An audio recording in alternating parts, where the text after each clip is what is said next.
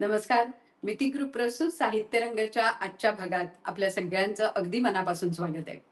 साहित्य रंगाच्या माध्यमातून जेव्हा वेगवेगळे विषय आपल्या समोर येतात, तेव्हा लेखकांची एक लेखन क्षमता आपल्या समोर येते आणि मग विषयांचं वैविध्य किती सुंदर रीतीने आजच्या काळातल्या सगळ्या लेखकांनी आणि कवींनी आपल्या समोर मांडलंय ते समोर येतं.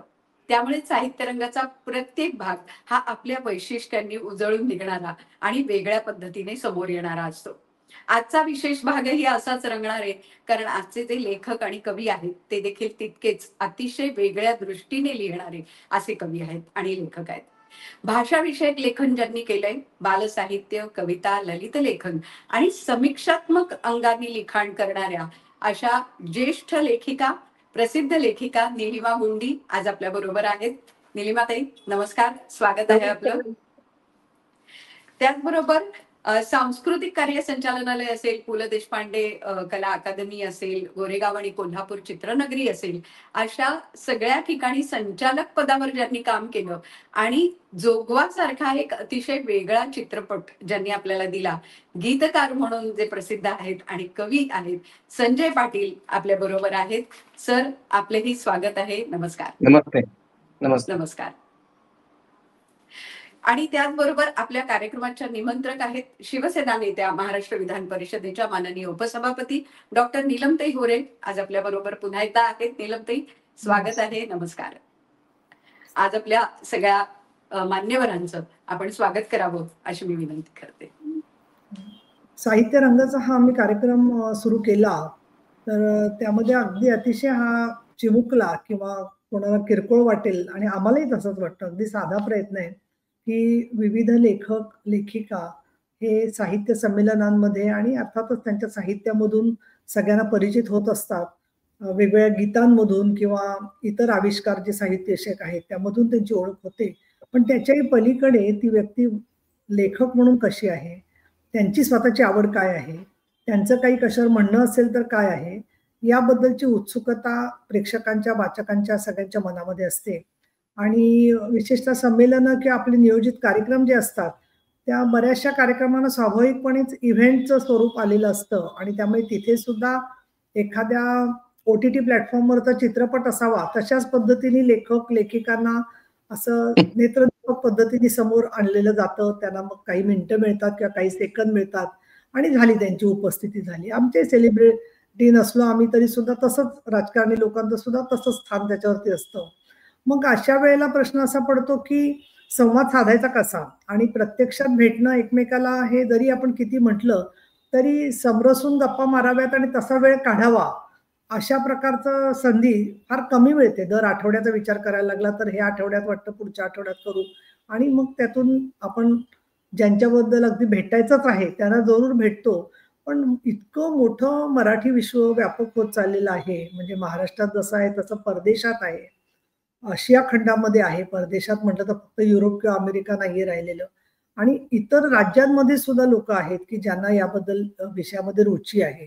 आणि म्हणून आम्ही 2 लेखकांना त्यांना जो पाहिजे तो स्वतःचा लिखाणातला पद्धत, मग कविता असतील, लघुकथा असतील, आम्हाला अनेक लेखक असे भेटतात विशेषतः किंवा लेखिका की ज्या मल्टीमीडिया बहुविध माध्यमांनी जगाशी जोडत आहेत स्वतःला, त्यांची ओळख परत करणं, कारण ते एक मोठं विश्व आहे. दुसरं आमच्या एक निदर्शनाला आलं की आपण जेव्हा मराठी साहित्याचा विचार करायला लागतो तेव्हा स्वाभाविकपणे एकदम 40, 50, 60, 70, 80, 90 ह्या दशकांमधून 2000 ला पोचेपर्यंतच दम लागून गेलेला असतो की किती लेखक झालेले आहेत, आणि त्या मनात त्या भारावलेपणामध्ये 2000 आणि 2000च्या नंतर ज्या लेखकांनी लिहिलं त्यांनाही आता 25 वर्ष होऊन गेलेली आहेत. विशेषतः आर्थिक उदारीकरणाच्या नंतर ज्या प्रकारची शहरं आणि गावं बदलली, स्थलांतराने जे बदल माणसाच्या वैयक्तिक आणि सामाजिक जीवनात झालेले आहेत, आणि त्याचबरोबर बहुविध माध्यमांचं जागतिकीकरण झालेलं असल्यामुळे त्यामधली एक ताकद जशी वाढलेली आहे त्याचबरोबर त्यात बहुरंगीपणा पण आलेला आहे, याच्याबद्दल फारशी चर्चा किंवा फारसं संवाद होताना दिसत नाही. आता यावेळच्या दिवाळी अंकात मी पाहिलं की खूप मोठ्या प्रमाणामध्ये अनेक विषयांच्या अंगाने लेख अनेकांनी लिहिलेले आहेत. पण त्याच्याच बाबतीमध्ये 2000 सालानंतर जास्त लिखाणाच्या मध्ये जे बदल झाले ते सूक्ष्मपणे टिपणारे सुद्धा साहित्य मोठ्या प्रमाणात येतंय. त्या पार्श्वभूमीवरती ज्यांना खूप नाव प्राप्त झालेलं आहे, पण ज्यांच्याबद्दल खूप उत्सुकता आहे, अशा लेखक-लेखिकांना बोलवायचं आणि त्यांच्याशी मनोगत त्यांचं ऐकून घेऊन YouTubeवर ते असल्यामुळे साहित्य रंग नावाने आम्ही त्याचबरोबर Facebookवरती, माझ्या Twitter अकाउंटवरून, WhatsAppवरून आणि वृत्तपत्रात सगळी ती माहिती आणि तो दर शुक्रवारी जेव्हा त्याची प्रसारण होतं, तर त्यावेळेला ती माहिती परत पाठवत असतो. जेणेकरून जगाच्या कानाकोपऱ्यात असणाऱ्या किंवा कुठल्याही रसिकाला कधीही त्यांचं ते साहित्य रंगाचा तो भाग पाहता यावा आणि तो कायमस्वरूपी काही वर्ष त्याच्यावरती राहावा, जेणेकरून लोकांना कधीही त्यांचा संदर्भ वाटला तर काही प्रमाणामध्ये मिळू शकतो. याखेरीज कार्यक्रमाच्या शेवटी तुमची पुस्तकं आणि तुम्हाला भेटायचं असेल तर लोकांनी कुठे भेटायचं, कसं भेटायचं याच्याबद्दल सुद्धा आम्ही 4 शब्द सांगायला सांगतो, की जेणेकरून एक गूढत्व किंवा नंबर असले तरी हा खराच नंबर आहे की नाही इथून प्रत्येकाला प्रश्न असतो आणि आपल्यालाही येणारा नंबर हा बँकेचा नंबर आहे का विचारणारा, का इन्शुरन्सचा नंबर आहे विचारणारा, का सहज तुमचा नंबर बघितला लावतोय का असं म्हणणारा माणूस आहे. हे न कळल्यामुळे आपणही संत्रस्त असतो बऱ्याच वेळेला अननोन नंबरवरून फोन आले की. परंतु तरीही आपलं एकमेकाशी कनेक्ट कसं होता येईल, संवाद कसा साधता येईल या दृष्टिकोनातून तुमच्या पुस्तकांच्या माध्यमांपर्यंत पोहोचायचं कसं याबद्दल सुद्धा शेवटी आपण सांगायचे. मी तुमच्या दोघांचेही मनपूर्वक स्वागत करते. डॉक्टर निलिमा गुंडी, आपण स्वतः MA, PhD, DHE आणि अध्यापन क्षेत्रामध्ये काम करत असतानाच निवृत्त झालेले आहात. 35 पुस्तकं तुम्ही बालसाहित्य आहे, परत कविता संग्रह, तुमचा मराठी भाषेवरती अभिजात दर्जा आता मिळाला. पण सुरुवातीला म्हणजे मराठी भाषा अनिवार्य करण्याच्या बद्दल ज्याला मी आणि उत्तरांनी कार्यक्रम विधिमंडळात घेतला होता, तर मला असं वाटतं विधिमंडळातला मराठी भाषेच्या इतिहासाबद्दलचा तो पहिलाच कार्यक्रम झाला. त्याच्यामध्ये निलिमाताई अभ्यासक म्हणून आलेल्या होत्या आणि स्वतः मुख्यमंत्री, उपमुख्यमंत्री सगळ्यांनी त्यांचं ते भाषण सगळं ऐकून घेतलं होतं आणि आम्हाला असं मी आणि उत्तरा श्वास रोखून बघत होतो की आमदार मध्येच पोटानेच कुठेतरी सभात्याग करतायत का काय, पण तसं काही झालं नाही. अत्यंत रसाळ आणि पूर्ण असं निलिमाचं भाषण असल्यामुळे सगळ्यांवरती आणि ते आपण बघतोय 6-7 वर्षामध्ये आपण मराठी भाषा अनिवार्य झाली, कायदा झाला, आता अभिजात दर्जा मिळाला.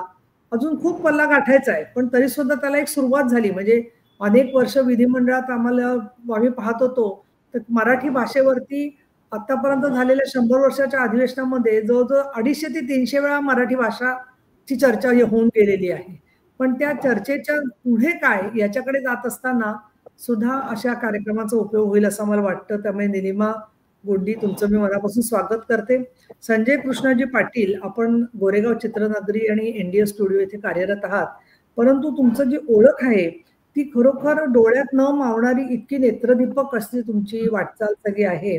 आणि मला खरं तर प्रश्न पडायचा, असं म्हणणं बरं नाही, माझंच अज्ञान येते, की जोगवा चित्रपट वगैरे ची गीतं ऐकल्यावर मला असं वाटतं अशी गाणी आतापर्यंत कोणी का नाही लिहिली, तर तुम्हीच लिहिलेली असल्यामुळे ती त्याचं वैशिष्ट्य किती आहे त्याचं आणि किती जबरदस्त सगळा तो आविष्कार आहे.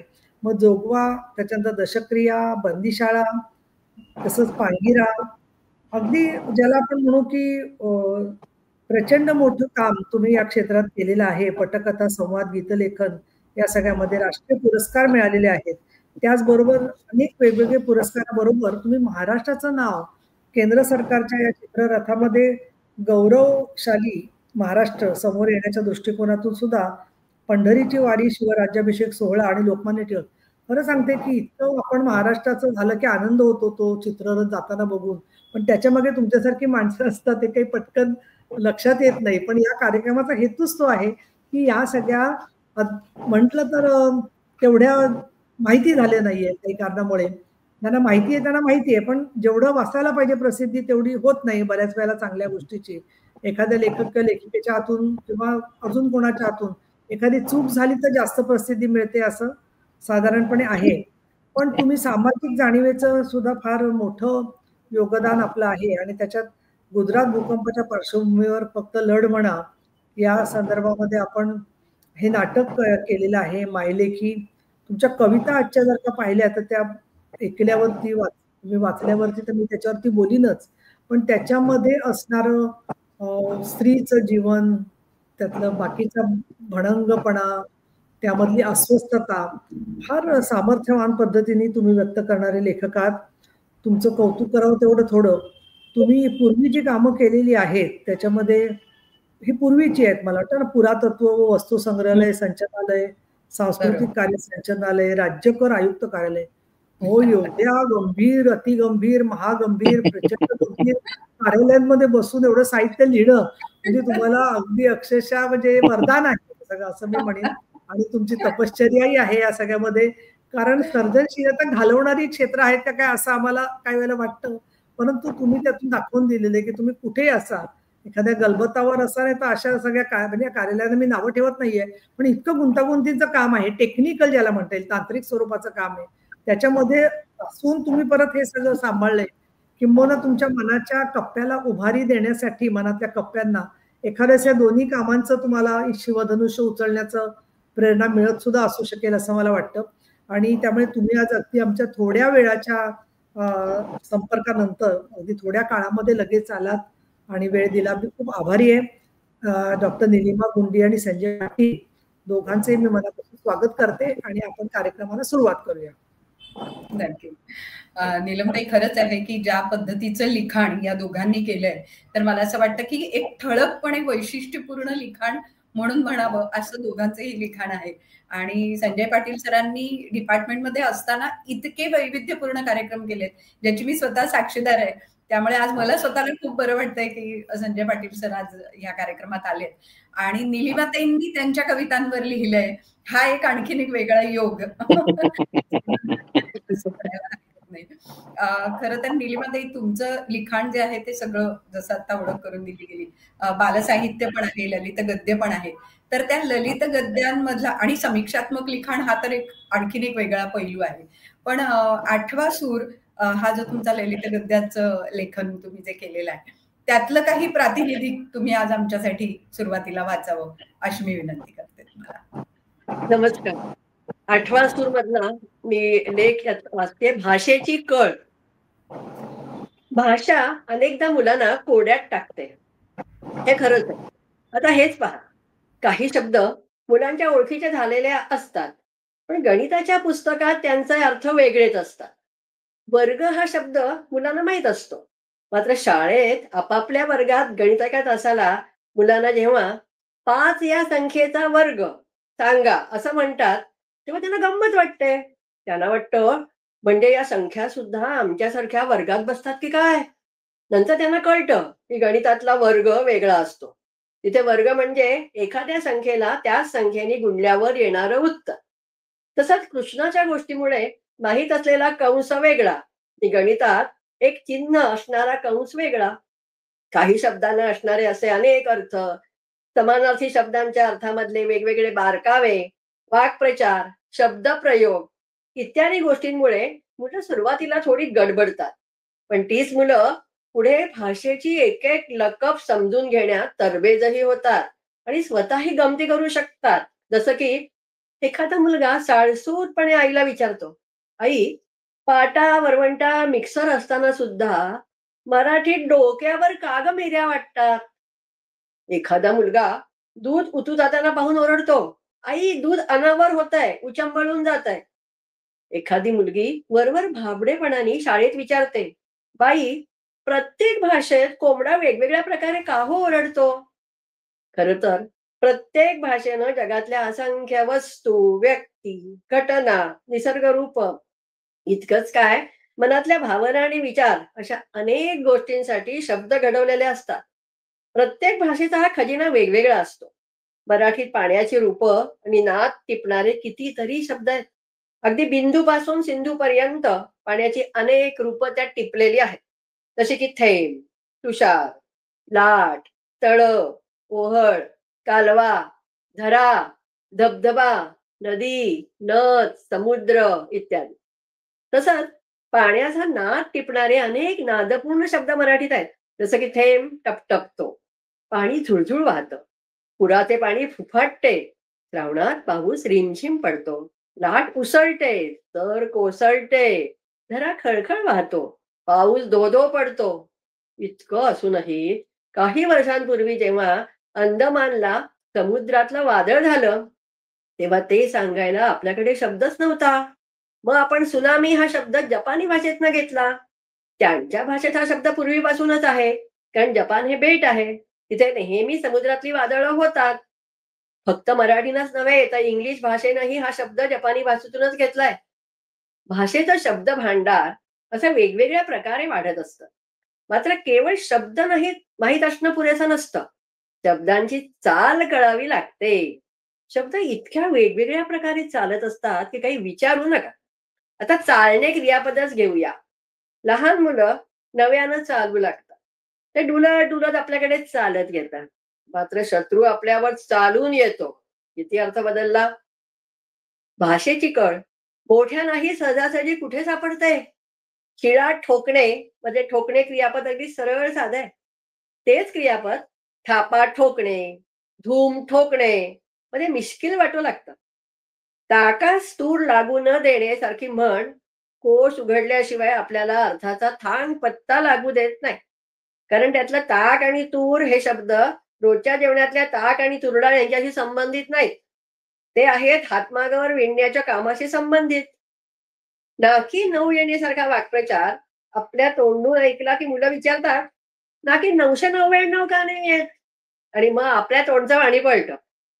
मग वाक्प्रचार कोश, संकेत कोश अशा साधनांनिशी हत्यार बंद होऊन मुलांच्या प्रश्नांचे वार चुकवावे लागतात. मग त्याला सांगता येतं, नाकी 9च येतात कारण आपल्या शरीराला 9 दारं आहेत. 2 डोळे, 2 कान, 2 नाकपुड्या, तोंड, तसंच शू आणि शीची जागा.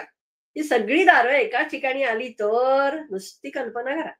म्हणून नाकी 9 येणं म्हणजे निरुपाय होणं, खूप त्रास होणं. कळलं का? मुलांना असं तर्काला पटणारं उत्तर मिळालं की तेही खुश होतात आणि आपला जीव भांड्यात पडतो. मात्र एकदा मुलांना असा अर्थाचा धाडा घ्यायचा छंद लागला की आपली अवस्था ते माय धरणी ठाय अशी होते. कारण भाषेतल्या प्रत्येक वाक्प्रचाराला, म्हणीला असं तर्काचं अधिष्ठान असतंच असं नाही. शतकानुशतकं लोकांच्या तोंडी रुळलेल्या म्हणींमध्ये कधी शब्दांची रुपडी पार पालटून गेलेली असतात, तर कधी त्यांचे संदर्भ विश्व आपल्याला पारखं झालेलं असतं. बैल गेला आणि झोपा केला, त्यातल्या झोपाचा झोपण्याशी काही संबंध नाही. यात झोपा म्हणजे झोपडीचं ताटी वजा दार असा अर्थ आहे. थंडीने बैल मेल्यावर गोठ्याला दार करून लावणं म्हणजे वेळ निघून गेल्यावर काम करणं असा त्याचा अर्थ आहे. अशी अनेक कोडी आपल्या भाषेत आहेत आणि ती आपल्याला पेचात टाकत असतात. भाषेच्या अंतरंगात शिरण्यासाठी तिचा प्रत्येक शब्द, लेखन आणि उच्चार यांच्या सकट नीट माहीत असावा लागतो. नाहीतर अर्थाचा अनर्थ होऊ शकतो. आजच्या डिजिटल युगाच्या भाषेत सांगायचं तर शब्द हा भाषेचा पासवर्ड आहे. पासवर्ड लिहिताना जरा गडबड झाली तर चालत नाही. तेच तत्व इथेही लागू आहे.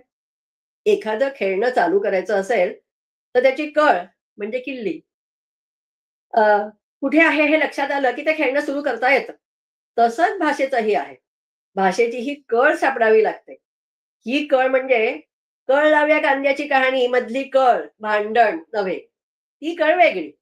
तसंच सांग सांग बोलाना त्या गाण्यात मुलाच्या पोटात येणारी कळ म्हणजे वेदना, ही देखील वेगळी.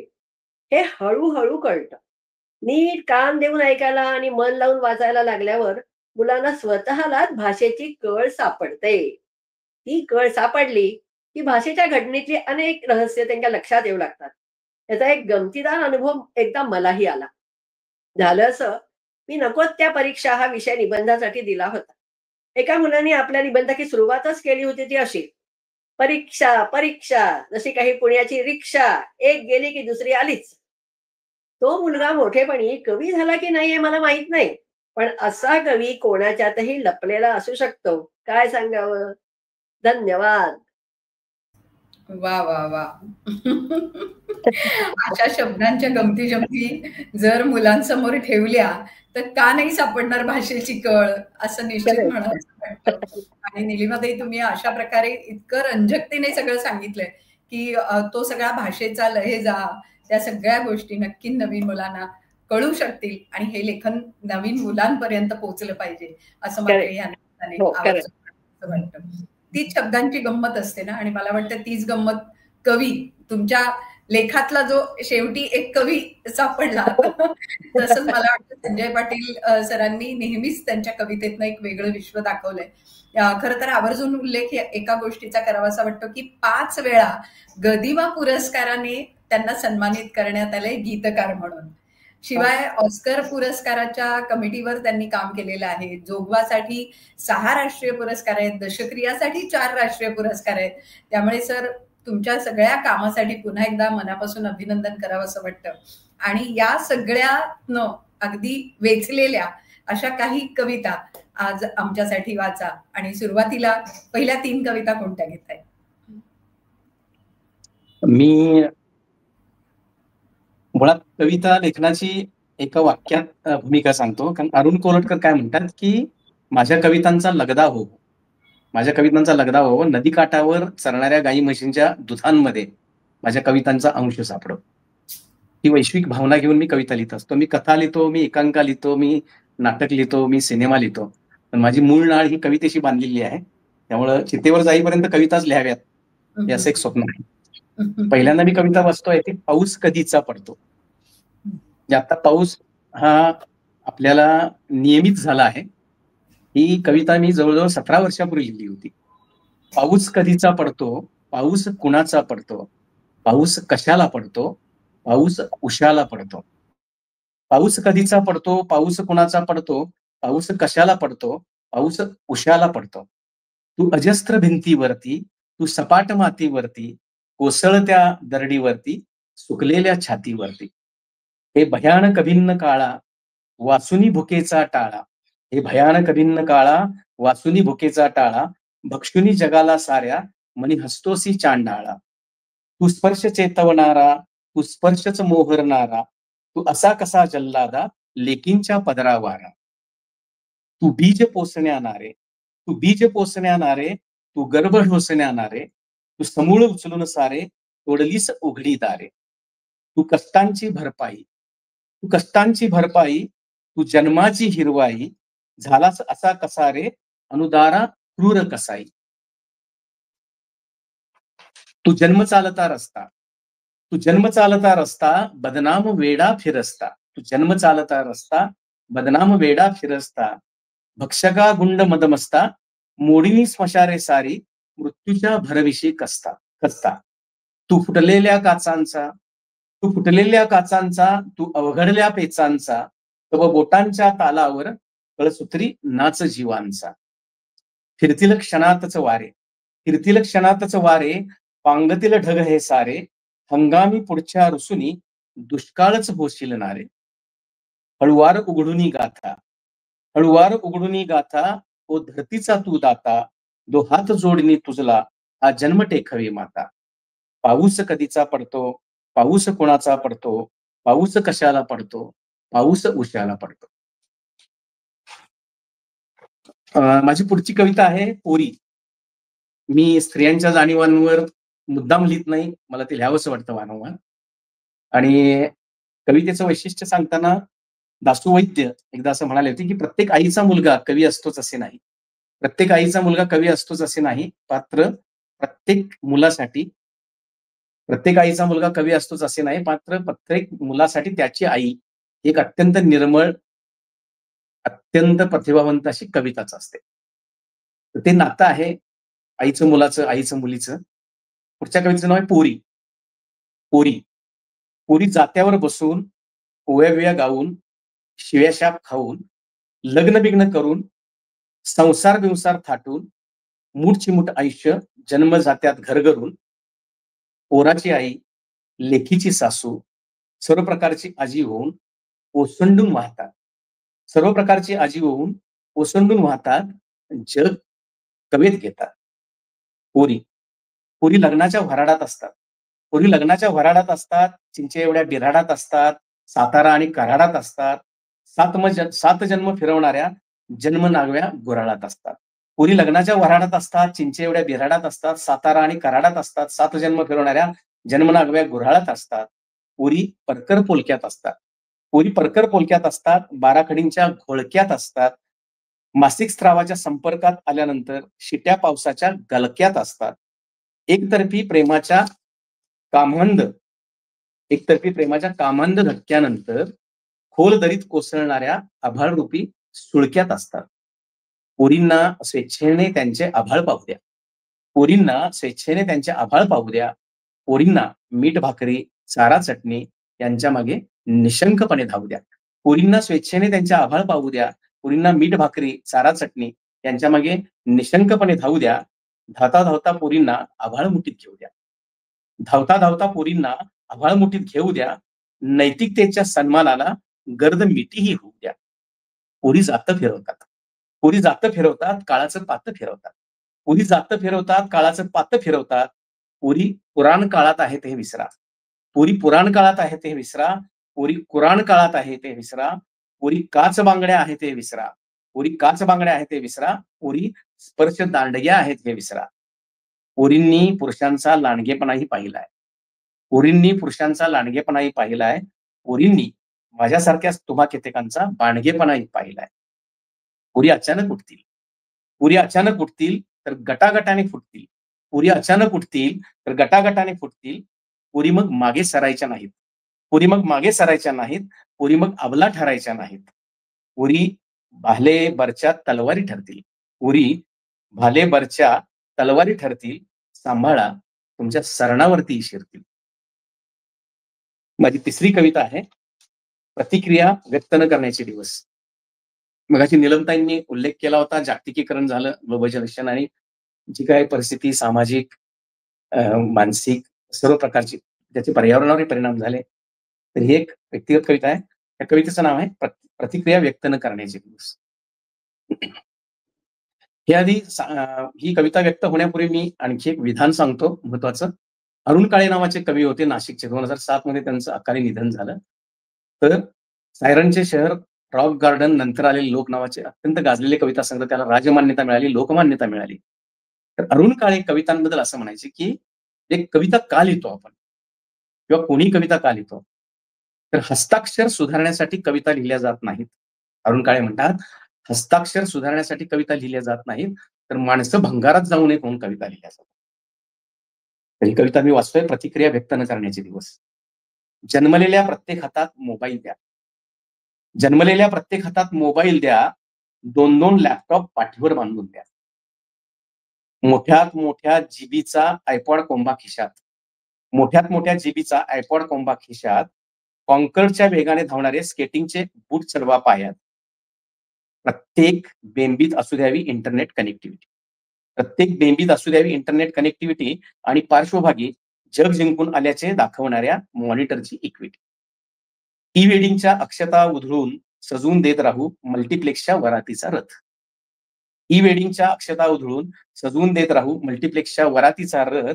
डॉन बॉस्को स्कूलच्या याचनावळी. संभाव्य कार्ट्याच्या शिशुवर्गाच्या प्रवेश अर्जासाठी. डॉन बॉस्कोच्या याचनावळीत संभाव्य कार्ट्याच्या शिशुवर्गाच्या प्रवेश अर्जासाठी प्रसूती तज्ज्ञाने दिलेला गर्भधारणेचा अहवाल नाचवत रांगेने उभे राहूया. जन्मणाऱ्या प्रत्येक श्वासामध्ये पेरता येईल का पाहूया. जन्मणाऱ्या प्रत्येक श्वासामध्ये पेरता येईल का पाहूया ग्लोबलायझेशनचे सलाईन. सेजचा जाहीरनामा बाहेर पडतो का पाहूया कुंथणाऱ्या प्रत्येक अवस्थांतरातून. शेअर निर्देशांकाचे चढउतार नोंदले जाऊत. शेअर निर्देशांकाचे चढउतार नोंदले जाऊत. प्रत्येक ब्रेन मॅपिंगच्या चाचणीतून प्रत्येकाच्या बुद्धिभ्रष्टतेतून जाहीर व्हावे लाय डिक्टेटरचे सार्वत्रिकीकरण. तुमच्या दिंडीमध्ये मी आहेच की पुढे मागे. तुमच्या दिंडीमध्ये मी आहेच की पुढे मागे. हलकट मानववंशशास्त्राचे घेऊन जागतिकीकरण. शक्य असेल तर जरासे थांबा. शक्य असेल तर जरासे थांबा. मीही या फुटपाथवर थांबतो. त्या कोपऱ्यावरच्या रांगोळी काढणाऱ्याला 10 रुपयांचं नाणं देतो. शक्य असेल तर जरासे थांबा. मी ह्या फुटपाथवर थांबतो. त्या कोपऱ्यावरच्या रांगोळी काढणाऱ्याला 10 रुपयांचं नाणं देतो आणि मग गावाकडे फोन लावून म्हातारी व्यवस्थित जेवली की नाही याची चौकशी करतो. एकाएकी चमकतो एन्व्हायरमेंट ग्रोथ रेटच्या इंडेक्सचा अंत. एकाएकी चमकतो एन्व्हायरमेंट ग्रोथ रेटच्या इंडेक्सचा अंत. खांद्यावरून वाहते माझ्या मानवतावादी पर्यावरणाची प्रेतयात्रा अनंत.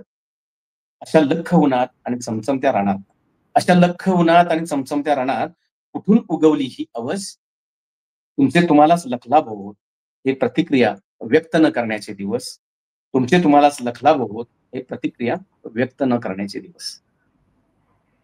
बापरे, प्रखर वास्तव सर खरं तर मांडलंय तुम्ही. आणि खरंच आपल्या आजूबाजूला जे दिसतंय ना ते कवितेतनं अगदी नेमक्या शब्दात तुम्ही मांडलंय. म्हणजे लेझिम खेळणारी पोरं हा जो तुमचा कविता संग्रह आहे त्याच्यात डॉक्टर केशव मेश्राम जसं म्हणतात की संजय पाटील यांची कविता एका झेपेत सगळ्या वर्गीकरणाला कवित घेणारी अशी कविता आहे. आणि मला वाटतं तेच प्रातिनिधिक अशा 3 कविता तुमच्या ऐकल्यानंतर आम्ही अस्वस्थ झालो एवढं निश्चित आज सांगावंसं वाटतं.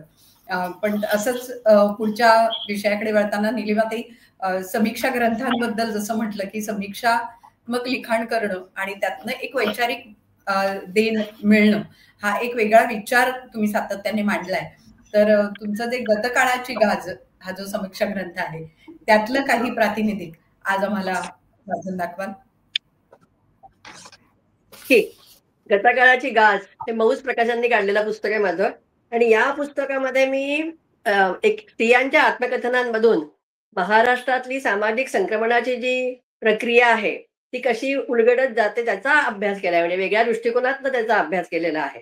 त्यातल्या समारोपातला मी काही भाग सगळ्यांसमोर सादर करते आहे. स्त्रीलिखित आत्मकथनांचा सामाजिक अंगाने केलेला अभ्यास काही वेगळ्या बाबी प्रकाशात आणू शकतो. याचं एक उदाहरण देते. स्त्रीच्या शब्द संवेदनेबाबतचं हे उदाहरण आहे. लक्ष्मीबाई टिळक यांच्या स्मृतिचित्रे मधला एक प्रसंग आहे.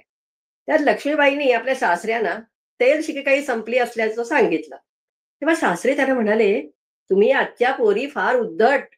माझी बायको उलटून बोलत नसे. घरातलं सामान संपलं म्हणजे उरलेलं माझ्यासमोर मुकाट्याने आणून ठेवी. त्यावरून मी समजे सामान संपलं. हा प्रसंग वाचताना स्त्रीवर लादलेल्या अन्याय्य बंधनांची जाणीव होते. तिने पतीसमोर, वडीलधाऱ्या व्यक्तीसमोर नुसता शब्द उच्चारणं म्हणजेच जणू उलट बोलणं ठरत होतं. त्यातून वडीलधाऱ्यांचा म्हणे अपमान होत होता. एकंदरीत तिने मुक्या जनावरासारखं राहावं अशीच जणू अपेक्षा सनातनी मंडळींची होती. असं चित्र घरोघरी होतं आणि त्यामुळे इतरही काही आत्मकथनांमध्ये असं चित्र दिसतं. हे वाचताना त्याच काळातल्या केशवसुतांची कविता अधिक खोलवर समजू लागते. विशेषतः औचित्याच्या फोल विवेका जा निघ या दुरवस्थेने तुम्हा घेरिले म्हणून घेतो झिंगुनिया या पानाने, या त्यांच्या स्फूर्ती कवितेतल्या ओळी इथे आठवतात. आधुनिक काव्याचे जनक असलेल्या या कवीनी त्यात औचित्य विचाराला फोल व्यर्थ का म्हटलं आहे ते अनुमानाने ताडता येतं. त्यामागे तत्कालीन समाजाचे ताठर संकेत आहेत. तत्कालीन समाजाने काय बोलावं काय बोलू नये इतकंच नव्हे तर कुणी म्हणजे इथे स्त्रियांनी काय बोलू नये ही बंधनं औचित्याच्या नावाखाली लादली होती. हे शिष्टाचार स्त्रीच्या विकासाच्या वाटा खुंटवणारे होते. ही बंधनं पाळून समाज सुधारणा होणं शक्य नव्हतं. म्हणूनच केशवसुतांनी उत्कट तीव्र भावनेनी सुधारणावादी मनोवृत्तीतून आपल्या कवितेत या औचित्य कल्पनांचंच औचित्य कालानुरूप तपासून पाहण्याची गरज प्रतिपादन केली होती. त्या ओळीमागील हा पीळ प्रत्ययाला येण्यासाठी आपल्या समाजातील अशा स्त्रीलिखित आत्मकथनांची साक्ष काढावी लागते. मग त्यामध्ये हू की चू न करणाऱ्या स्त्रीची ती तिच्यावर लादलेल्या मूकतेची प्रतिबिंब आढळतात. केशवसुतांच्या काव्यलेखनाचा काळ लक्षात घेता समकालीन वास्तवाशी नातं राखणारी केशवसुतांची कविता सामाजिक संक्रमणाच्या वाटचालीत महत्वाची भूमिका बजावत होती. मात्र त्यांच्या कवितांमधल्या रिकाम्या जागेतला व्यंग्यार्थ आणि त्यातील संवेदन जाणून घेण्यासाठी काही आत्मकथनांची अशा प्रकारे मदत होते. या आत्मकथनांमधून स्त्री संवेदन हे कोणकोणत्या घटकांमुळे आकाराला येत असतं ते कळतं. स्त्रीच्या संवेदन स्वभावामागे तिचं सामाजिक दृष्ट्या कंडिशनिंग आहेच त्याची उदाहरणं जागोजागी भेटतात. प्रस्तुत पुस्तकातही त्याची उदाहरणं दिली आहेत. मात्र त्यामागे आणखी एक घटक आहे. तो घटक म्हणजे उपज स्वरूपाचं दैविक मानसशास्त्रीय स्वरूपाचं वृत्ती वैशिष्ट्य. आत्मकथन लिहिलेल्या काहींमधली चिवट मानसिक शक्ती जबरदस्त प्रभावी आहे. स्मृतिचित्रेकडेच पुन्हा वळूया. पती नावा टिळक यांनी ख्रिश्चन धर्म स्वीकारला तेव्हा लक्ष्मीबाईंसाठी साऱ्या दिशा भिंगुळवाण्या झाल्या होत्या. निराशेने त्या कधी वणीच्या डोंगरात योगिनी बनून राहावे असं ठरवत विठोबाच्या देवळात जाऊन तासनतास रडत बसत. त्या लिहितात, शरीराचा त्याग करण्याचे प्रसंग मधवर कितीतरी वेळेस आले असतील पण तो मी कधीच केला नाही. मला वाटलं तो कधी होणं शक्यही नव्हतं. माझ्या मनाची ठेवणच अशी आहे की की सर्व निराशामय अंधकारातून चाचपडत धडपडत का होईना पण आपला मार्ग आक्रमायचा, मध्येच पडून प्राण सोडायचा नाही. थोडक्यात म्हणजे रबरी चेंडूप्रमाणे आहे माझं. हा स्वभावविशेष हे लक्ष्मीबाईंचं व्यक्तिगत वैशिष्ट्य असलं तरी त्यामागे स्त्रीची उपजत अशी जगण्याला बिलगून राहणारी मनोवृत्तीही कार्यरत आहे हे विसरून चालणार नाही. कारण अशी उदाहरणं आणखीही काही आत्मकथनांमध्ये आढळतात. त्याचा उल्लेख करते. बेबी कांबळे या वर्षाच्या असताना काहीसा आजार होऊन थंडगार पडल्या. त्या लिहितात, माझ्या प्रेताची ओढाताण सुरू झाली. माझी आई रडत रडत लोकांना विनवू लागली की माझ्या सर्व मुली रातच्याच माती घातल्यात. आता मूळ जगण्याची आशा नाही तरी माझी मुलगी रातभर माझ्या मांडीवर राहू द्या. आणि काय आश्चर्य, पहाटे त्यांची पापणी हलल्यासारखी वाटली. अंग गरम वाटू लागलं. शेवटी त्यांच्यासाठी खणलेली गार कोंबडं पुरून बुजवून काढली. मृत्यूला जणू पळवून लावत तो जीव जगण्याच्या रणांगणात हिमतीने परतला होता. अशीच आठवण शोभा फडणवीस यांचीही आहे. या चित्तरकथा वाचताना आठवतं की हल्ली संशोधनांती आकडेवारीने सिद्ध झालंय की जेव्हा गर्भ मुलीचा असतो तेव्हा तो नैसर्गिकरित्या सहजासहजी पडून जात नाही. ही जिजीविषा, जगण्याची दुर्दम्य इच्छा हे स्त्री जातीतलं एक आगळत रसायन आहे हे लक्षात घ्यायला हवं. मुळामध्ये चिवटपणा असलेला स्त्रीचा जीव आपल्याकडच्या सामाजिक घडणीमध्ये ठाकून ठोकून पुन्हा कणखर बनवण्याची गरज आहे. तिला कौटुंबिक नात्यांमध्ये करकचून आवळू न देणं त्यासाठी आवश्यक आहे. अनसुयाबाई लिमये जेव्हा असं म्हणतात की आज जिजाबाई आल्या तर मी त्यांना एखाद्या बालशिक्षण संस्थेचीच प्रमुख करीन, म्हणजे एकच नाही 10 शिवाजी त्यांच्या हातून निर्माण होतील. सामाजिक कार्यकर्त्या अनुताई वाघ, सुमती संत, सिंधुताई सपकाळ, मीरा बडवे यांच्या आत्मकथनातूनही रक्ताच्या नात्यापलीकडचा मातृत्वाचा आविष्कार व्यक्त झालाय. तो प्रेरणादायी आहे. स्त्रीची मातृप्रतिमा बदलण्याची दृष्टी यामागे आहे. तसंच बदलती पुरुष प्रतिमा ही देखील अगदीच काल्पनिक राहिलेली नाही. असा प्रत्येक काही पुरुषलिखित आत्मकथन वाचताना पण येतो. भंवरलाल जैन यांचं ती आणि मी, इथे तिला अध्यस्थान आहे, हे आत्मकथन वाचताना त्यातला एक प्रसंग वाखाणण्यासारखा आहे. तो असा, त्यांची परंपरागत विचारांची आई जेव्हा लग्नात हुंडा हवा म्हणून हट्ट धरते तेव्हा ते तिला अतिशय शांतपणे समजवतात आणि तिच्यातल्या मूलभूत स्त्री संवेदनेला आवाहन करतात. ते तिला विचारतात, ती मुलगी तुझ्या पोटी आली असती आणि तुझ्याजवळ पैसे नाहीत हुंडा द्यायला, म्हणून तिला नाकारलं असतं तर तुला कसं वाटलं असतं? या प्रश्नानंतर त्यांच्या आईचं हृदय परिवर्तन होतं. अशा काही आश्वासक जागाही आहेत. अशा परिस्थितीत स्त्रीलिखित आत्मकथनांचा सामाजिक अंगाने केलेला अभ्यास आपल्याला समाज मनातील प्रचलित अशी स्त्री प्रतिमा आणि पुरुष प्रतिमा यांची पुनर्बांधणी करण्यासाठी काही दिशा दाखवू शकतं.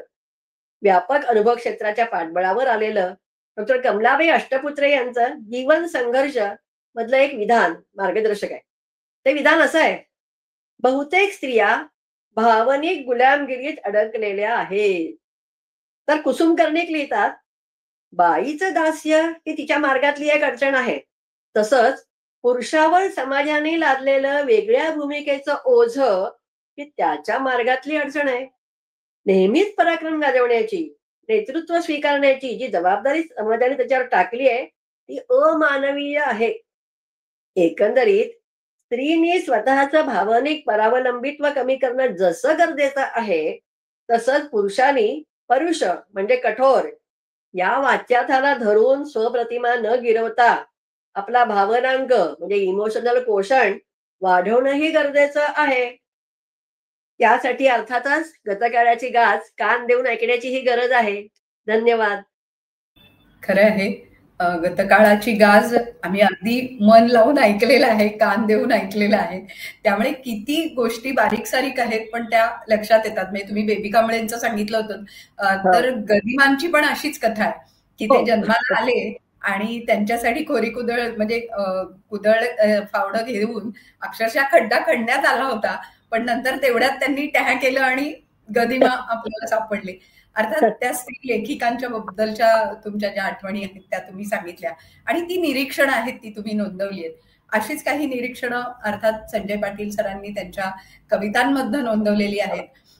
प्रभा गडोरकर त्यांच्या बाबतीत म्हणतात की हळवेपणा, भावुकता आणि गद्यप्रायता टाळून त्यांनी कवितेची एक वेगळी भाषा निर्माण केली. मला वाटतं ही वेगळी भाषा आज आपल्या समोर येते. सर, पुन्हा एकदा अशाच काही प्रातिनिधिक कविता तुमच्याकडनं ऐकायला आवडतील आम्हाला. धन्यवाद. उत्तराताई आणि ग्रंथाई, मी काय झालं, प्रशासनात होतो, खूप माणसं वाचली आणि मग तिथेही जे अडवलं जाणारं बाई पण होतं ना, ते मला त्रास देत होतं. मग पुढच्या कवितेचं नाही, विषय विचाराधीन आहे मात्र संदर्भ उपलब्ध नाहीत. कवितेचं नाव आहे विषय विचाराधीन आहे मात्र संदर्भ उपलब्ध नाहीत. तुमचा अर्ज खूप वर्षापूर्वी पोहोचलाय हे खरे आहे. तुमचा अर्ज खूप वर्षांपूर्वी पोहोचलाय हे खरे आहे. तुमच्या नवऱ्याचा अंत कर्तव्य बजावताना झालाय हेही खरे आहे. तुमचा अर्ज खूप वर्षांपूर्वी पोहोचलाय हे खरे आहे. तुमच्या नवऱ्याचा अंत कर्तव्य बजावताना झालाय हेही खरे आहे. तुम्ही रोज इथे येता न कंटाळता बसता निघून जाता. तुम्ही रोज इथे येता न कंटाळता बसता निघून जाता आणि आता मात्र तुम्ही कंटाळून निघून न जाता उपोषणाला बसायचे म्हणता. हे मानवतावादाला आणि प्रशासकीय सोयीला धरून नाही, हे कसे काय विसरता? हे मानवतावादाला आणि प्रशासकीय सेवेला धरून नाही, हे कसे काय विसरता? कैलासवासी तमुकरावांचे सेवा पुस्तक सापडत नाही. कैलासवासी तमुकरावांचे सेवा पुस्तक सापडत नाही. ते सापडत नसल्यामुळे त्यांची सेवा ज्येष्ठता कळत नाही. त्यांची जात पडताळणी झाली होती का आणि कधी, हेही उमजत नाही. त्यांची जात पडताळणी झाली होती का आणि कधी, हेही उमजत नाही. ते कोणत्या बिंदू नामावलीमध्ये होते की एकाकी पदावर होते, हेही समजत नाही. मुळातच ते शासकीय सेवेत होते का, यावर कसा विश्वास ठेवावा हे ठरत नाही. तरी तुम्ही आठवणीने येता, निमूटपणे बसून राहता, हे आम्हालाही बघवत नाही. तरी तुम्ही आठवणीने येता, निमूटपणे बसून राहता, हे आम्हालाही बघवत नाही. तुमच्या डोळ्यांमध्ये अश्रू दिसतात, आम्ही आमचा चष्मा रुमालाने पुसतो. तुमच्या डोळ्यांमध्ये अश्रू दिसतात, आम्ही आमचा चष्मा रुमालाने पुसतो. तुमच्या चेहऱ्यावर मरणाची भूक दिसते, आम्ही तुम्हाला आमच्या डब्यातली चपाती विचारू. तुम्ही मध्येच निराशेने मान झटकता आणि पोट भरण्यासाठी औंढा गिळता. तुम्ही मध्येच निराशेने मान झटकता आणि पोट भरण्यासाठी औंढा गिळता. आम्ही त्यामुळे दुःखी होतो, मान झटकतो आणि तहान भागवण्यासाठी बिस्लेरीचं पाणी पितो. आम्ही त्यामुळे दुःखी होतो, मान झटकतो आणि तहान भागवण्यासाठी बिस्लेरीचं पाणी पितो. तुम्ही खूप प्रयत्नशील आहात. तुम्ही खूप प्रयत्नशील आहात, आशावादी आहात.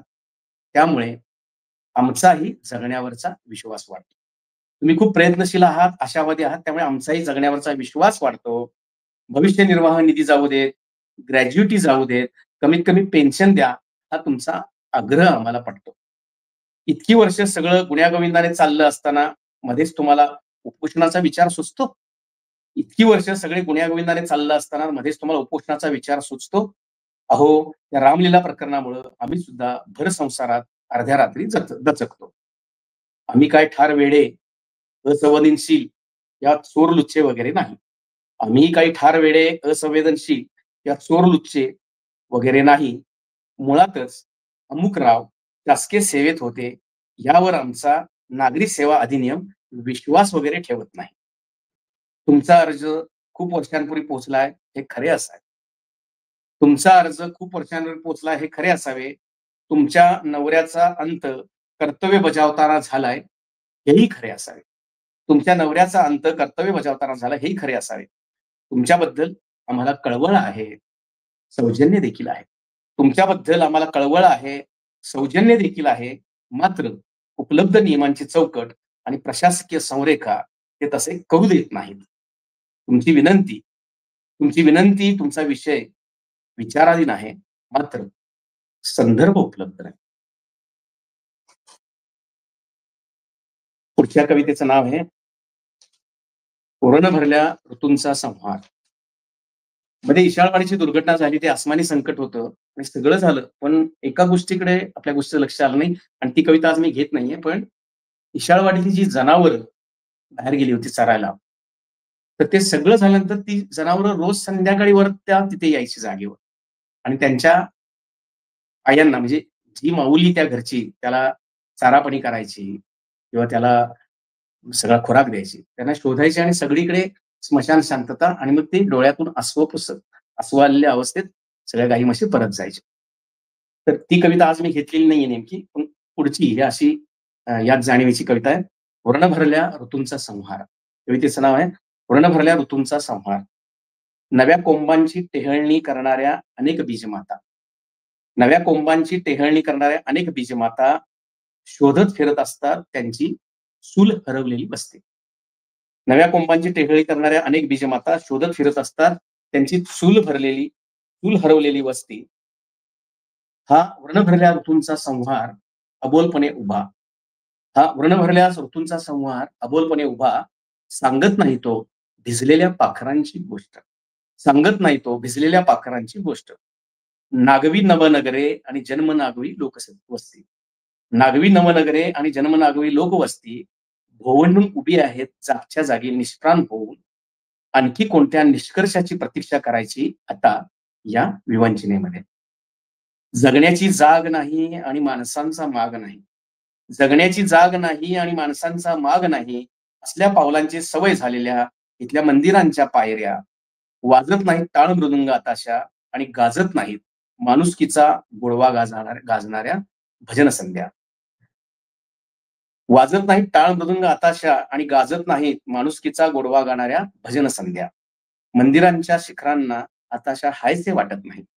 मंदिरांच्या शिखरांना आता हायसे वाटत नाही जाती जातीत वाटलेल्या सामूहिक जेवणावळींच्या पंक्ती बघून. मंदिरांच्या शिखरांना आता हायसे वाटत नाही जाती जातीत वाटलेल्या सामूहिक जेवणावळींच्या पंक्ती बघून. सार्वजनिक जेवणात चोच मारून आलेल्या चिमणी कावळ्यांना आता कोणत्याच अन्नाचा भरवसा उरलेला नाही. या सगळ्या निशब्द दीपमाळा ऐकूनच घेत नाहीत गाई गुरांच्या घुंगुरमाळा. पोरस्वरही वळीनाशी झालीत मंदिराच्या दिशेला. पोरस्वरही वळीनाशी झालीत मंदिराच्या दिशेला. गाभाऱ्याची संदर्भासहित चौकशी करणे तर दूरच आहे.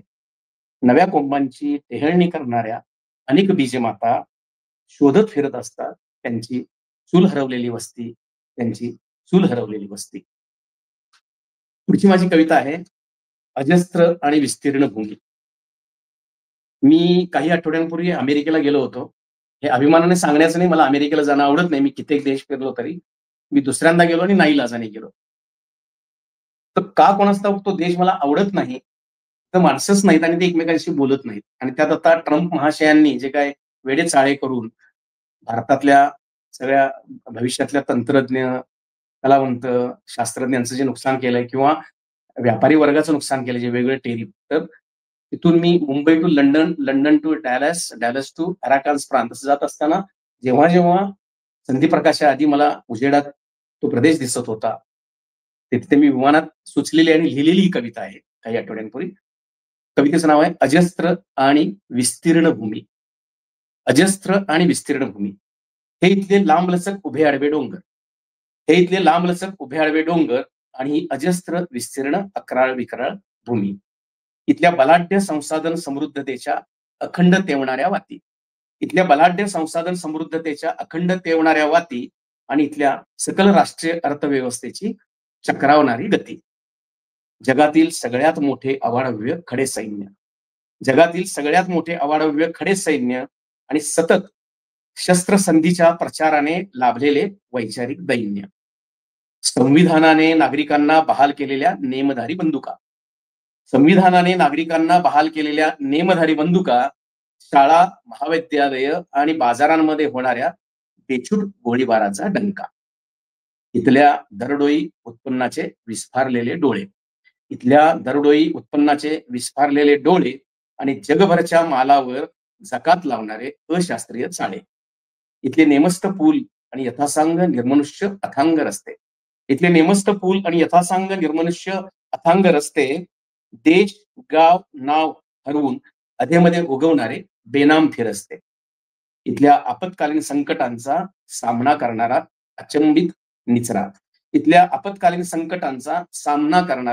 अचंबित निचरा आणि उपभोग्य वस्तूंच्या समुद्र लाटांनी सजलेला अवाढव्य कचरा. इथल्या लोकशाहीत दडलेली पोरकट उथळ हुकुमशाही आणि विध्वंसाला सनातन हाडी देणारी पर्यावरणाची होळी. देहापासून देशाकडे जाताना मध्येच धर्म आडवा येतो म्हणतात. देहाकडून देशाकडे जाताना मध्येच धर्म आडवा येतो म्हणतात. गाझावरील हल्ल्यांचे समर्थन देताना विसरतात की लाखो मायलेकरे आसवांनिशी कणतात. देहापासून देशाकडे जाताना मध्येच धर्म आडवा येतो म्हणतात. गाझावरील हल्ल्याचे समर्थन देताना विसरतात की लाखो मायलेकरे आसवांनिशी कणतात.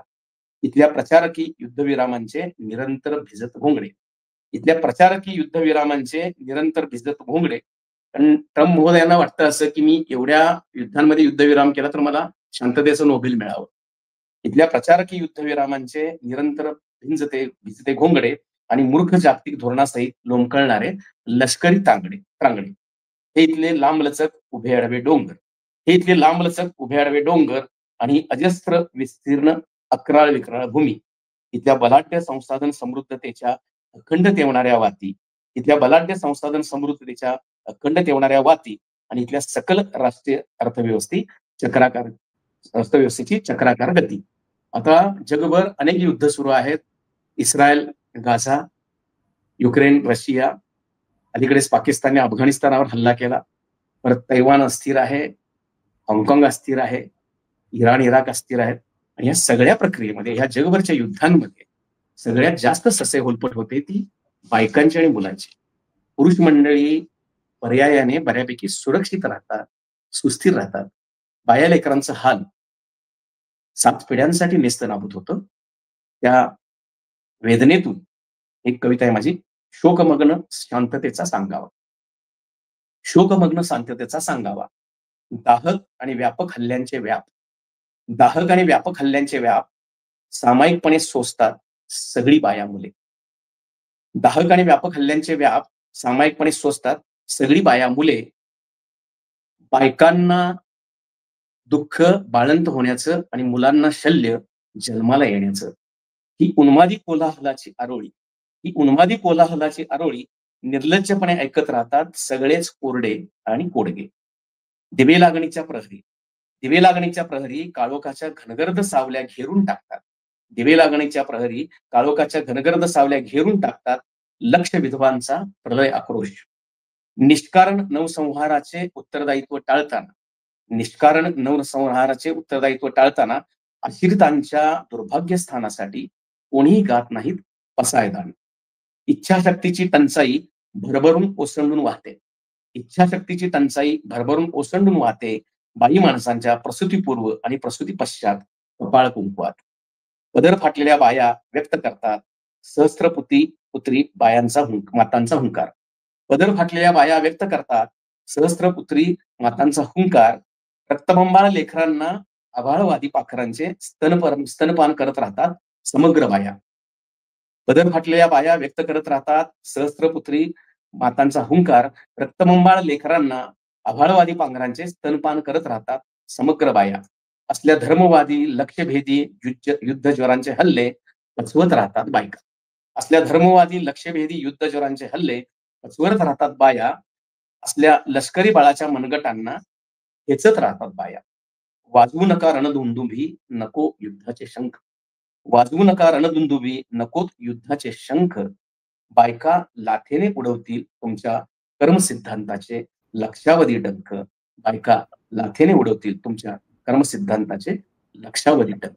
धन्यवाद. सदा सर्वदा अस्वस्थतेची कळ छातीत घेऊन फिरणारा माझा हा मित्र, असं तुम्हाला किशोर कदम जो म्हणतो ते अगदी खरं आहे. कवी सौमित्र यांनी तुमच्याबद्दल हे म्हटलंय आणि खरंच आहे.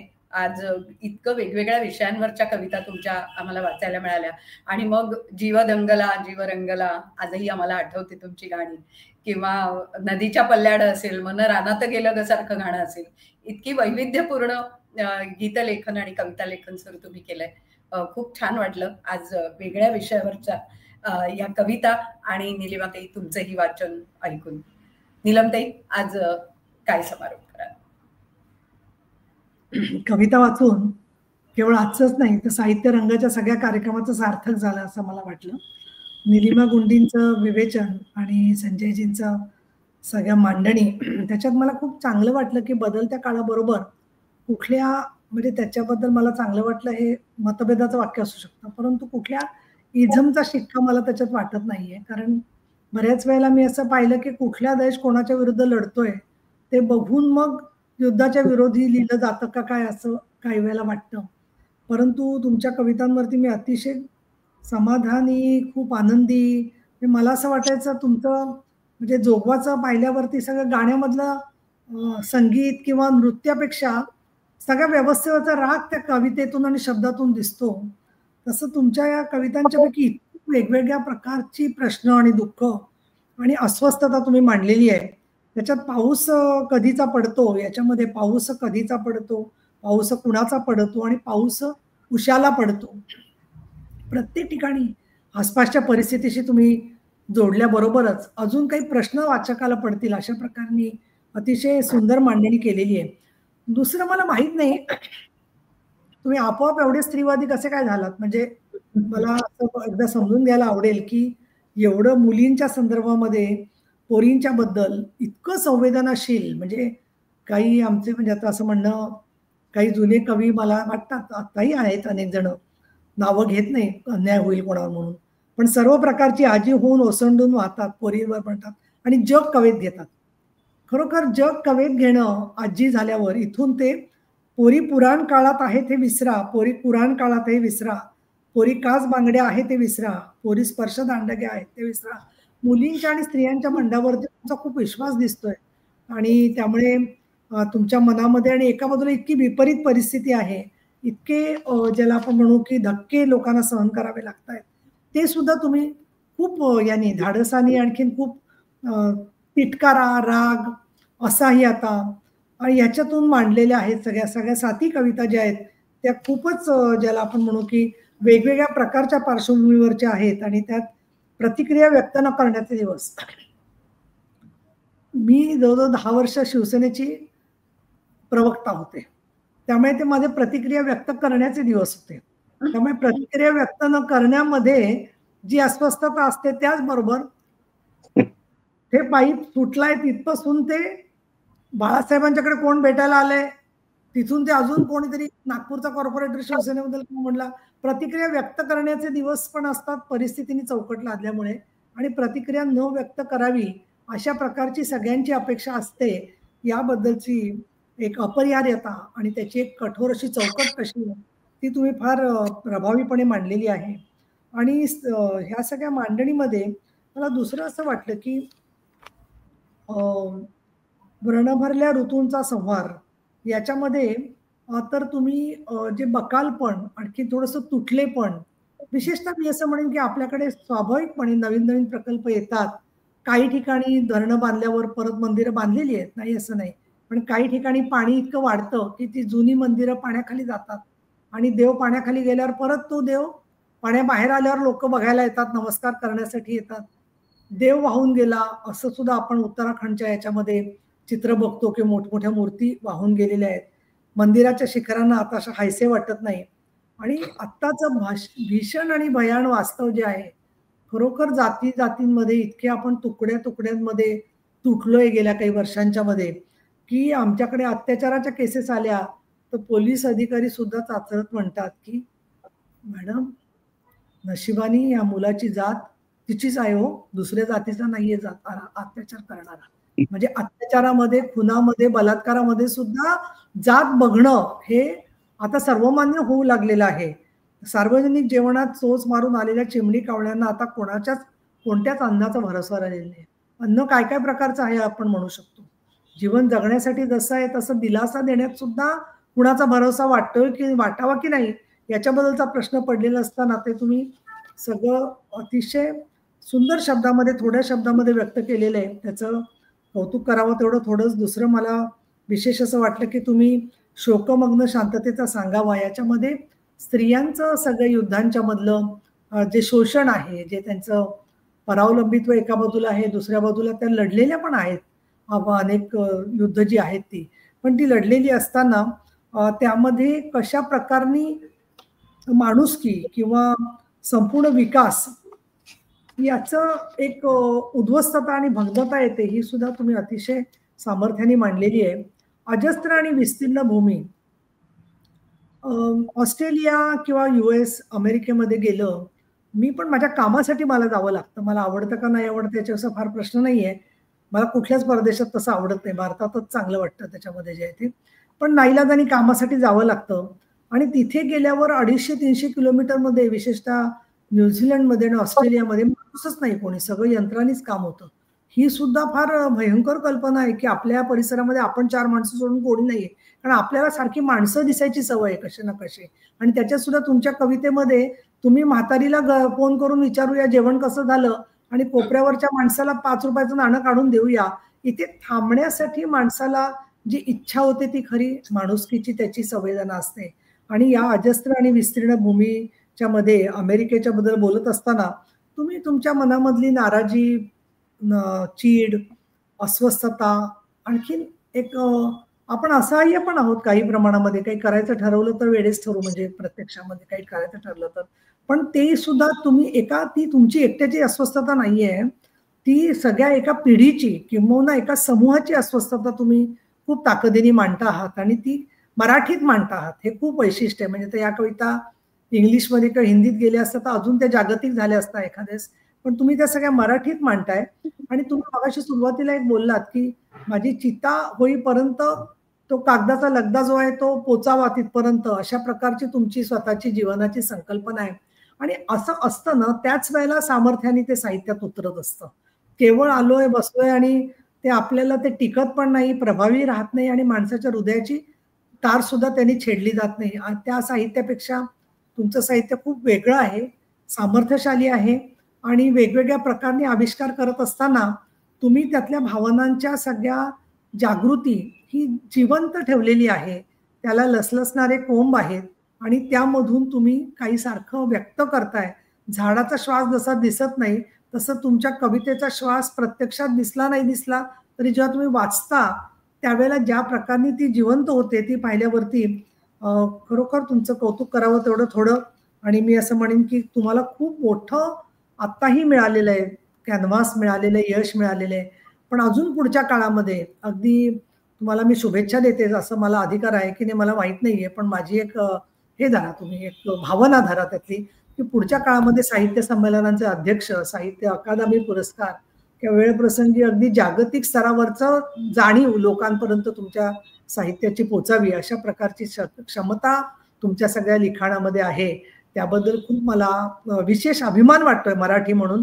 आणि त्याचबरोबर या सगळ्या कविता महिलांशी संवाद साधायला पण खूप चांगल्या आणि महत्वाच्या याच्यासाठी आहेत की त्यामधल्या त्यांच्या आमच्या चर्चा होतात, पण त्या चर्चाच आधी इतक्या गंभीर असतात की पुनर्वसनाचे इंडिकेटर काय असतील, त्याचबरोबर स्त्रियांच्या म्हणजे कझाकिस्तान किंवा व्हिएटनाममध्ये ज्या प्रकारे स्त्रियांनी गर्भपात केले नंतर, कारण त्यांना त्या पुरुषाचं मूल नको होतं, त्यामुळे अनेक स्त्रिया शस्त्र स्वतःच्या गर्भाशयात खुपसून घेतात. अशा टेस्टिमनीज आम्ही UN मध्ये चर्चा जेव्हा घडवली स्त्री आधार केंद्राने, त्याच्यामधल्या ज्या अनेक कथा आपण ऐकतो तर त्या मराठीमध्ये ते एक फाळणीच्या वरच्या काही पुस्तकांची भाषांतर झालेली आहेत, काही युद्धावरच्या झालेल्या आहेत, पण त्याच्या काही ठराविकच बाजू समोर येतात त्या युद्धांच्या मध्ये. इथे तुम्ही संपूर्ण जगामधल्या स्त्रीची वेदना जी आहे ती मांडलेली आहे. आणि या दृष्टिकोनातून मला असं वाटतं की खूप या कविता ज्या आहेत त्यांचं आयुष्य पण खूप मोठं आहे. खूप काही काळ त्या कविता अनेक वर्ष लोकांना मनामध्ये वेध घेतील अशा प्रकारच्या सगळ्या तुमच्या कविता आणि साहित्य आहे. तुमचं खूप खूप अभिनंदन म्हणेन, पण अभिनंदन शब्द पुरेसा नाहीये. अस्वस्थ राहा असंही मला म्हणवत नाहीये तुम्हाला, कारण माणसं सारखा अस्वस्थ कसा असेल, परंतु अस्वस्थ झालं तरी त्यातली सर्जनशीलता तुमची अशीच उदंड टिकून राहो, अशा प्रकारचा तुम्हाला साहित्य शारदेचा आशीर्वाद मिळो अशी पण मी प्रार्थना करते. तुमचं खूप खूप अभिनंदन.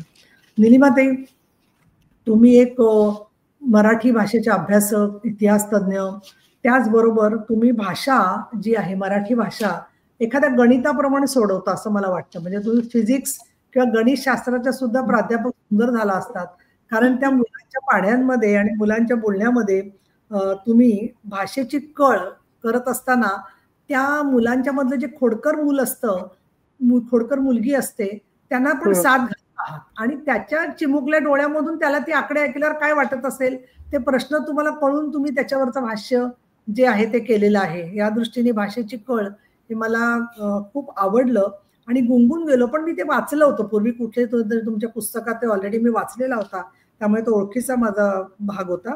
मला वाटतं अंकामध्ये एखाद्या वाचला असेल. दुसरं गतकाळाची गाजबद्दल बोलत असताना तुम्ही औचित्याच्या फोल विवेका असा शब्द केशवसुतांच्या कवितांमधला वापरलेला आहे.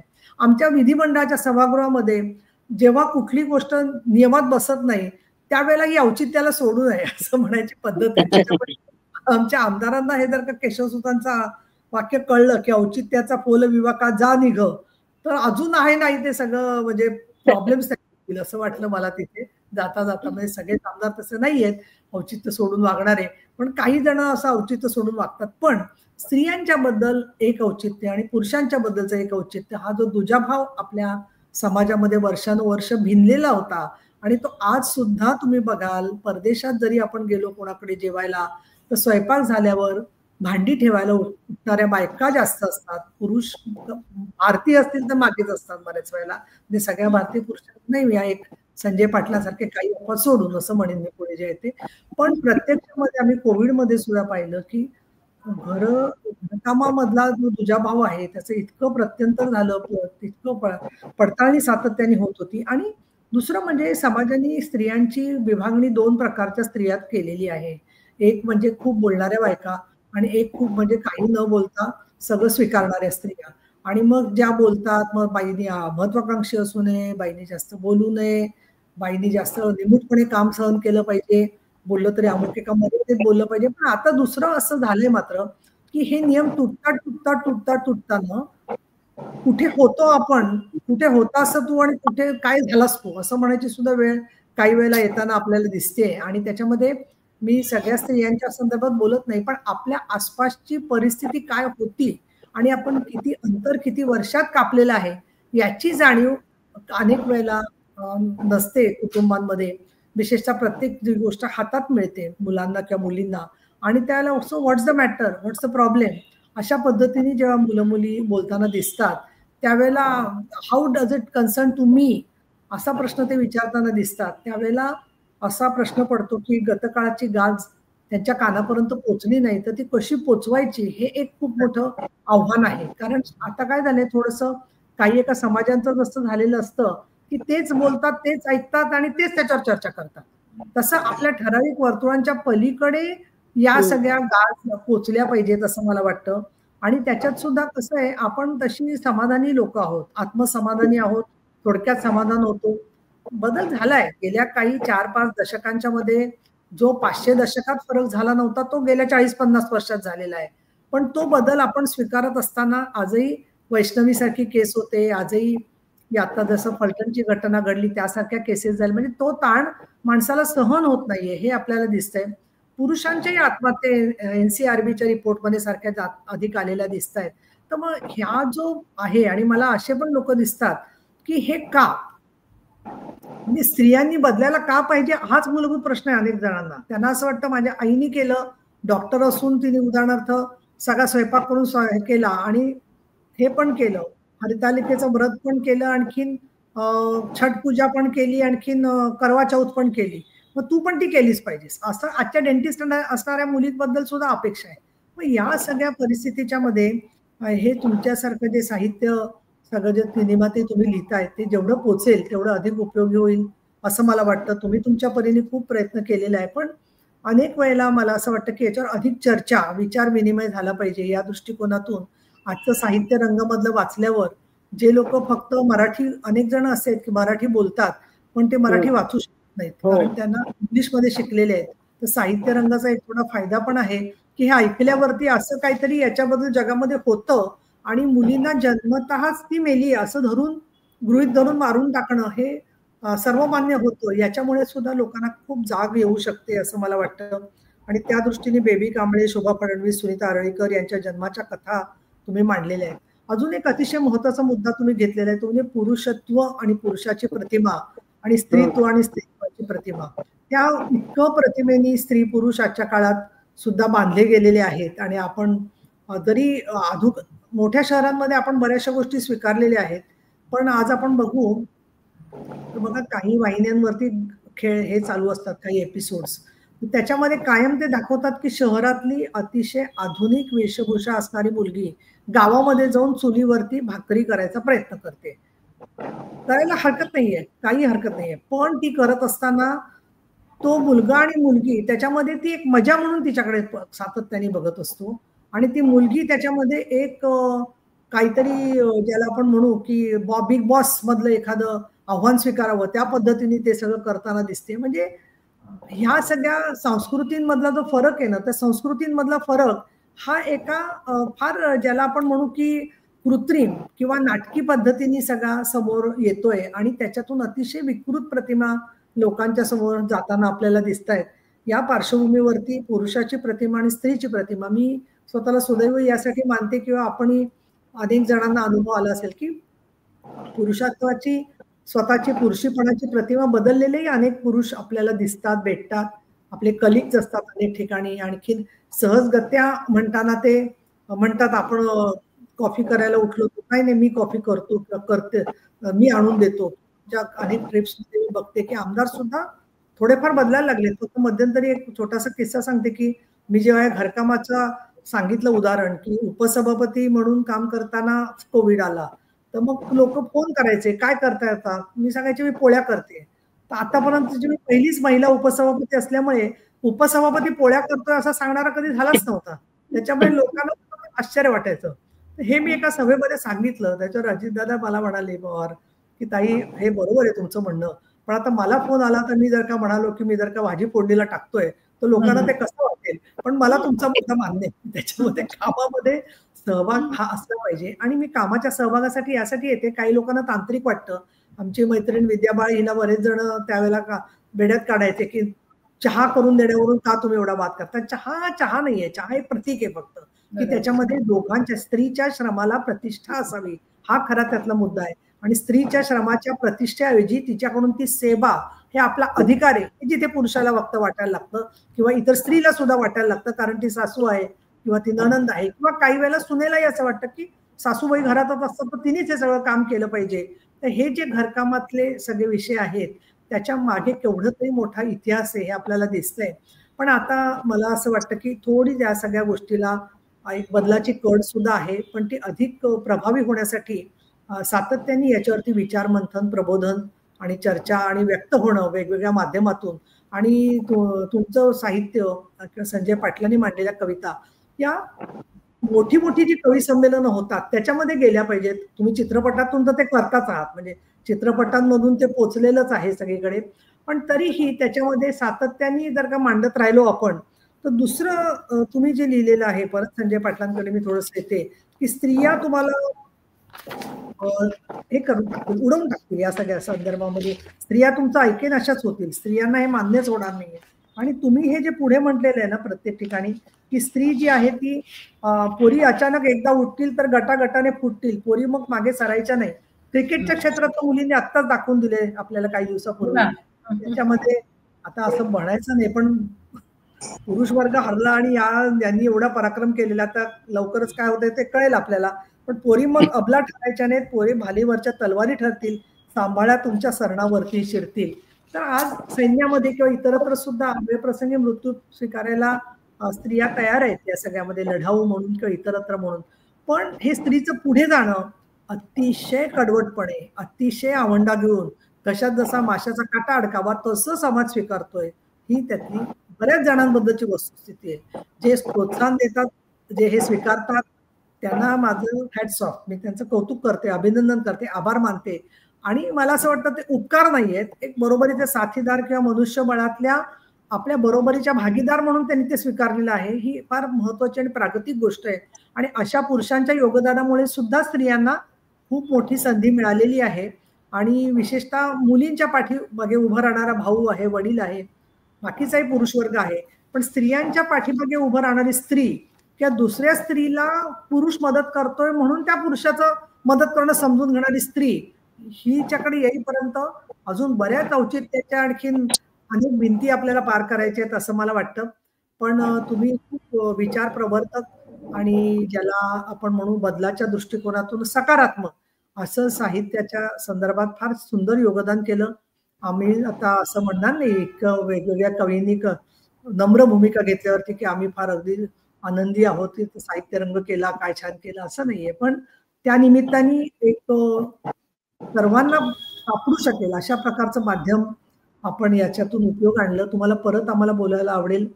याच्यामध्ये अजून काही आपण प्रयोग वेगवेगळे करणार आहोत आणि तुम्हाला शासकीय कामामध्ये सुद्धा संजयजी आमच्या शुभेच्छा आणि आमचा सपोर्ट राहील हे मी ते मुद्दाम सांगते. धन्यवाद.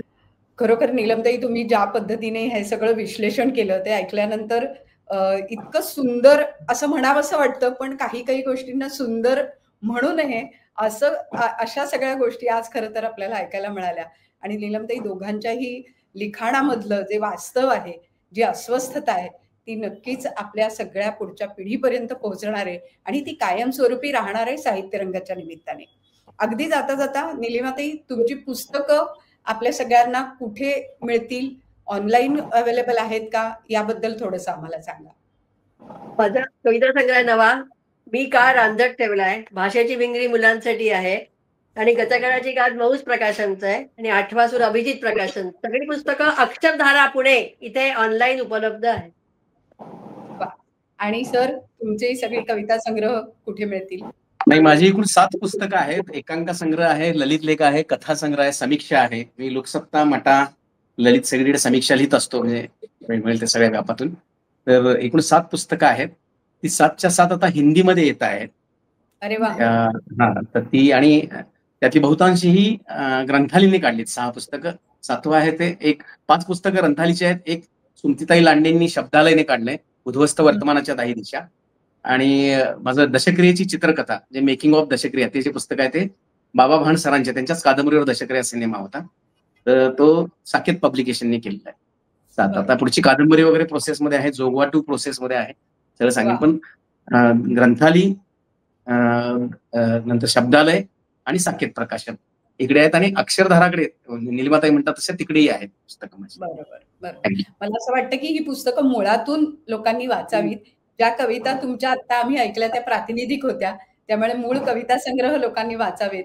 नीलिमाताई, तुमच्या मूळ पुस्तकांकडे लोकांनी वळावं आणि यासाठीच साहित्यरंग नेहमी कार्यरत आहे असं म्हणता येईल. पुन्हा अर्थातच भेटणार आहोत पुढच्या शुक्रवारी. आज तुम्ही दोघंही सहभागी झालात त्याबद्दल अगदी मनापासून आभार. धन्यवाद. मी खूप आभारी आहोत नीलमताई. तुम्ही फार अतिशय मनापासून तुम्ही हा कार्यक्रम करता आहात. खूप खूप धन्यवाद. धन्यवाद. थँक्यू.